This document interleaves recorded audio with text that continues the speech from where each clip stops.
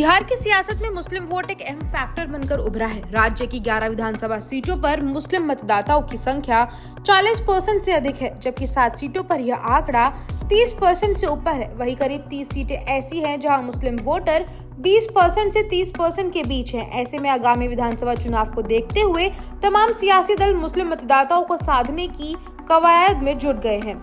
वक्फ संशोधन कानून को लेकर मुस्लिम समुदाय में व्यापक नाराजगी देखी जा रही है। इसी मुद्दे को लेकर पटना के गांधी मैदान में वक्फ बचाओ दस्तूर बचाओ रैली का आयोजन किया गया। इस रैली का नेतृत्व इमारत ए शरिया जैसे मुस्लिम संगठनों ने किया, जिसमें राष्ट्रीय जनता दल, आरजेडी, कांग्रेस और अन्य विपक्षी दलों के नेता शामिल हुए। मन से मोदी सरकार ही नहीं, नीतीश सरकार पर भी तीखे हमले हुए। विपक्ष का आरोप है कि नीतीश कुमार की जेडीयू, चिराग पासवान की एलजेपी और जितिन राम मांझी की पार्टी हमने केंद्र सरकार के साथ मिलकर वक्फ कानून पारित कराने में अहम भूमिका निभाई है, जो मुसलमानों के अधिकारों का हनन है। विपक्षी नेताओं ने इस मंच को मुस्लिम समाज को यह समझाने के लिए इस्तेमाल किया गया कि वक्फ कानून मुसलमानों की संपत्ति और अधिकारों को छीनने की कोशिश है और इसके पीछे सत्तारूढ़ गठबंधन की भूमिका है। इस रैली के जरिए विपक्ष मुस्लिम वोटों को एकजुट करने की कोशिश करता नजर आया।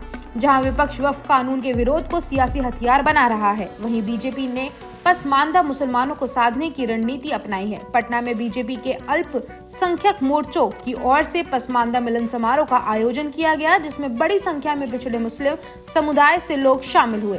पार्टी के प्रदेश अध्यक्ष डॉक्टर दिलीप जायसवाल और उप मुख्यमंत्री सम्राट चौधरी ने इस कार्यक्रम में पसमानदा समाज को विशेष रूप से सम्मान देने की बात कही। जायसवाल ने अपने संबोधन में कहा कि पसमानदा का अर्थ ही है जो पीछे छूट गए। इन लोगों को कभी राजनीतिक या सामाजिक रूप से मुख्य धारा में नहीं लाया गया है। विपक्षी दलों ने सिर्फ वोट बैंक समझकर इन्हें इस्तेमाल किया, लेकिन उनका जीवन सुधारने की कोई कोशिश नहीं की। बीजेपी का दावा है कि वह सबका साथ सबका विकास की नीति के तहत पसमानदा मुस्लिमों को भी सत्ता और संस्थानों में भागीदारी देने की इच्छुक है। बिहार की राजनीति में मुस्लिम वोटों को लेकर एक जबरदस्त सियासी संग्राम छिड़ चुका है, जहां विपक्ष वक्फ कानून के जरिए मुस्लिम असंतोष को हवा देकर अपनी सियासी जमीन मजबूत करना चाहता है। वहीं बीजेपी पसमानदा मुसलमानों को प्रतिनिधित्व और सम्मान देने की बात कर उन्हें अपनी तरफ आकर्षित करना चाहती है।